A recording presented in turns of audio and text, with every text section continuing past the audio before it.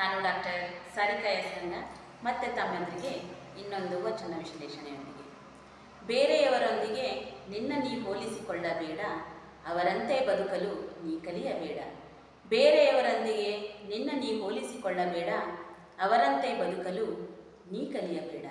ನಿನ್ನ ಸಾಮರ್ಥ್ಯಕ್ಕನುಗುಣವಾದ ಬದುಕನ್ನು ನೀ ರೂಪಿಸಿಕೋ ಎಂದ ನಮ್ಮ ಕಲಾಸಂಗನಾಥ. ನಿನ್ನ ಸಾಮರ್ಥ್ಯಕ್ಕನುಗುಣವಾದ ಬದುಕನ್ನು ನೀ ರೂಪಿಸಿಕೋ ಎಂದ ನಮ್ಮ ಕಲಾಸಂಗನಾಥ. ಬಂಧುಗಳೇ, ನಾವು ಇಂದಿನ ಸಮಾಜದಲ್ಲಿ ನೋಡ್ತಾ ಇದ್ದೀವಿ, ಸಾಕಷ್ಟು ಜನ ಏನು ಮಾಡ್ತಾರೆ ಅಂತಂದರೆ ಒಂದು ಸ್ಪರ್ಧೆ ಥರನೇ ಮಾಡ್ತಾರೆ.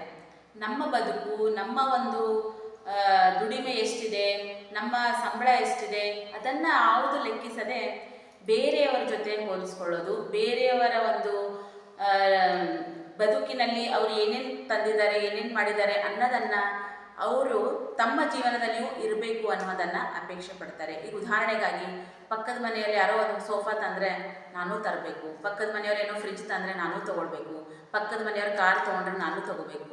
ಈ ರೀತಿಯಾಗಿ ಹೋಲಿಕೆ ಮಾಡ್ತಾ ಮಾಡ್ತಾ ನಾವು ಅವರಂತೆ ಬದುಕಲಿಕ್ಕೆ ಕಲಿಬೇಕು ಅಂತ ಅಂದ್ಕೊಳ್ತಾರೆ. ಆದರೆ ಅದು ಶುದ್ಧವಾದಂಥ ತಪ್ಪು. ನಾವು ಇನ್ನೊಬ್ಬರೊಂದಿಗೆ ಹೋಲಿಕೆ ಮಾಡಿ ಬದುಕಂದನ್ನು ಕಲ್ತ್ಕೊಂಡ್ವಿ ಅಂತಂದರೆ ಏನಾಗುತ್ತೆ, ಅದು ನಾವೇ ಮುಂದೆ ನಷ್ಟವನ್ನು ಅನುಭವಿಸ್ಬೇಕಾಗತ್ತೆ. ಹಾಸಿಗೆ ಇದ್ದಷ್ಟು ಕಾಲು ಚಾಚು ಅಂತ ಹೇಳ್ತಾರಲ್ಲ, ಹಾಗೆ ನಮ್ಮ ಸಾಮರ್ಥ್ಯ ಎಷ್ಟಿರುತ್ತೋ ಆ ಸಾಮರ್ಥ್ಯಕ್ಕೆ ಅನುಗುಣವಾದಂತಹ ಬದುಕನ್ನು ನಾವು ರೂಪಿಸ್ಕೊಳ್ಬೇಕು.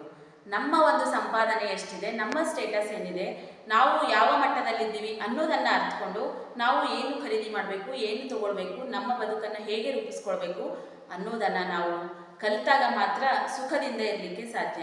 ಎಲ್ಲಿವರೆಗೆ ನಾವು ಬೇರೆಯವರೊಂದಿಗೆ ಹೋಲಿಸ್ಕೊಳ್ತೀವೋ ಅಲ್ಲಿವರೆಗೂ ನಮಗೆ ಸುಖ ಶಾಂತಿ ಅನ್ನೋದು ಸಿಗೋದಿಲ್ಲ. ಈ